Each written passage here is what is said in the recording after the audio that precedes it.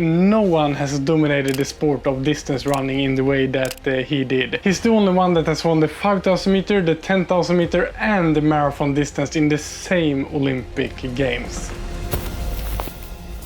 And today I will live a day in his shoes, training like him, so let's see what we can learn from the legendary runner Emil Zátopek. There are a lot of rumors surrounding how this Czech runner used to train. One rumor is that he used to train carrying his wife on his back. This, however, is a myth and was not a part of his training, so I don't have to carry around my wife Elin today. And although there are some myths surrounding what he did in his training, it was actually not that hard to find out how Zátopek actually trained, because he was very open with his training and shared his training sessions and his training philosophy to those who wanted to listen. After researching his training, it is clear that he trained hard. Probably harder than any runner had done before him, and this yielded some exceptional results as well. And even today his times are super impressive and are just something people like me can dream of. He ran the 10K in 28:54. So what training did he actually do that built such incredible strength and endurance? First of all, he was an advocate for running fast and pushing himself hard in training. He once said, "Why should I practice running slow? I already know how to do that. I want to learn to run fast."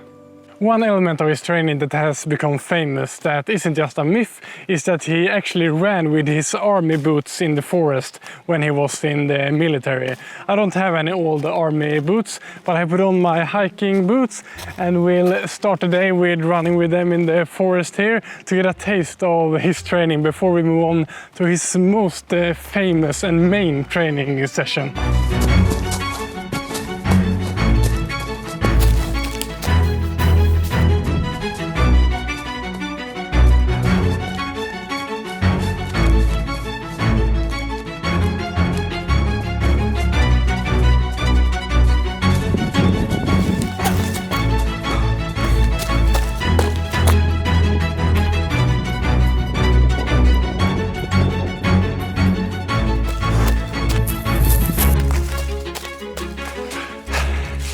I just did a shorter run with 45 minutes and 15 1-minute intervals in there to get a taste of how brutal it is to run with boots in the forest.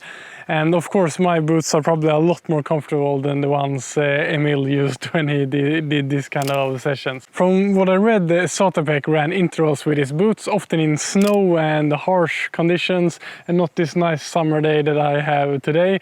And he often also did it during dark after he was done working. And he once said that it is better to train under bad conditions, for the difference is then a tremendous relief in a race. After reading more about his training, it seems like a lot of what he was doing was not just to get physically strong, but also to train his mind to be able to endure the pain and push himself harder than anyone else on race day.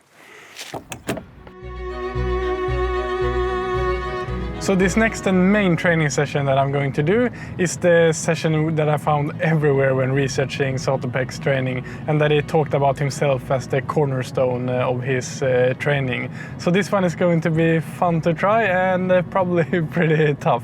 When I have been researching Zátopek's training, I have not only learned about how he trained, but also more about him as a person. And the more I've read about him, the more fascinating and inspiring I have found him. So he seemed to have been such a friendly and nice guy, and always up for helping others and doing the right thing. He was born in Czechoslovakia in 1922 into a family with 8 siblings that didn't have that much money. For example, something that's very different from how we Westerners live today. For Christmas he didn't get all of this stuff. Instead he got a fruit.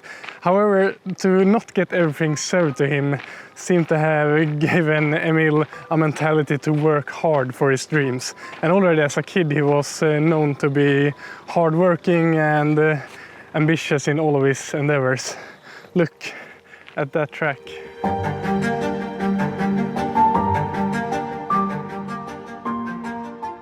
Running actually came into Zátopek's life pretty late and by a coincidence. At the age of 18 he was working in a shoe factory, and in the town he was working there was being held a running race.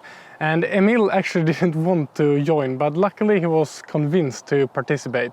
And although his running stride wasn't considered to be a beautiful stride and perhaps did not look so efficient, he still managed to finish second in his first ever race that was held in 1940. That second place motivated him to start training seriously, and 8 years later in 1948, after many years of tough training, he actually won his first Olympic gold medal in the London Olympics. Although his training made him the best in the world, his stride was still often discussed as non-optimal. One journalist described his stride with this funny sentence: "He looks like a man wrestling with an octopus on a conveyor belt." But Zátopek was not concerned by this. He trained to be the first person over that finish line, not to run in the most elegant way. When being asked about his stride, he replied, "I shall learn to have a better style once they start judging races according to their beauty." So what was the training that made Zátopek into such a great runner? The main training session that Zátopek did that I will try out today is an interval workout on the track, and it often looked like this: 5 times 200 meters, 20 times 400 meters, and then again 5 times 200 meters. All of the intervals with 200-meter jogs in between. Over the years, Zátopek increased his training load to include more and more of these interval repetitions, getting up to 20 times 200 meters, 40 times 400 meters, and 20 times 200 meters. At the peak of his training, he actually did 2 sessions in a day of 40 times 400 meter intervals with 200-meter jog in between. That ends up being well over a marathon distance, and a lot of it at a high speed. And that's just brutal to do in training. With interval training like this, Zátopek for sure pushed the boundaries, and his openness with his training combined with the groundbreaking results it gave him changed people's approach to running training worldwide forever. Interval training wasn't invented by Emil Zátopek, but he pushed its use to new levels and showed people that you can endure more hard training than anyone thought before. When he first began his experiments with this high-volume interval training, everyone said to him, "Emil, you're a fool," he later said. But when he first won the Olympic gold medal, they instead said, "Emil, you're a genius." The training session that I will do today is one of his more regular workouts and not one of those more extreme ones. Basically because running 48 kilometers with intervals on the track with my training background right now would get me injured. But running 5 times 200 meters and 20 times 400 meters and then again 5 times 200 meters with 200-meter jogs in between will be hard enough and give me a total distance of 16 kilometers and 10 miles. And I will just get right into it, because from what I've read, Emil didn't spend that much time warming up. He used the first couple of intervals as a warm-up, and then he used the last couple of intervals as more of a cool-down, slowing down the pace a bit.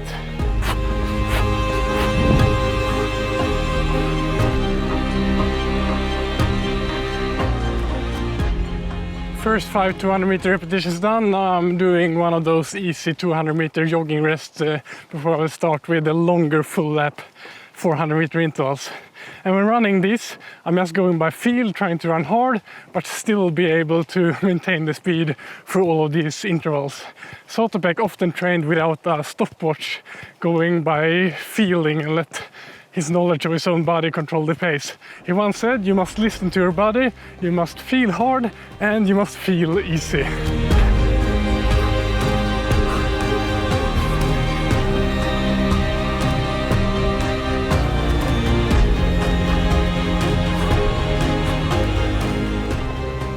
10 400-meter intervals done with half of those. As I'm running these, trying to find a hard but sustainable pace, I must say that the modern training that many of the best runners do today, with a lot of high-volume interval training close to lactate threshold, is very similar to what Zátopek seemed to have done. Running such short intervals and such extreme volumes of them that he often did, he must have ran them around threshold pace. I think it's super cool to see that many of the ideas he had of training 8 years ago still hold thumbs up today. But now, time to push again. As I was fighting hard to keep up the pace for my final 400 meter repeats, I thought about what I've learned during my research and trying this classical Zátopek workout. The one thing that I take away is not necessarily any specifics in his training, but what ended up fascinating me more and inspiring me a lot was his work ethics and the person he seemed to have been off the track. How he ended his career, I think, really sums this up in a great way. Let's just get this last 400 meter rep done, and then I will tell you all about the tragic, but also in a way beautiful and inspiring way that Emil ended his running career.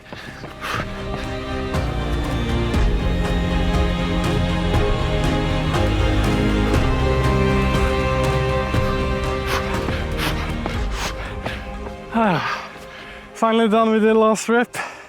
And this was not the most fun workout, doing these many laps of 400 meter repeats, but I think that Emil did this kind of workouts that often really shows his mental toughness. So let's talk about how he actually ended his running career. When the Soviet army marched into Prague in 1968 to crush the hope of democracy, Emil was given a choice. He could join the Soviets that were overtaking his country, serve as a sports ambassador and be treated like a king. Or he could stand against the people taking his country's freedom and be sent to a mine to clean toilets. Emil Zátopek chose the toilets, and just like that his amazing running career ended.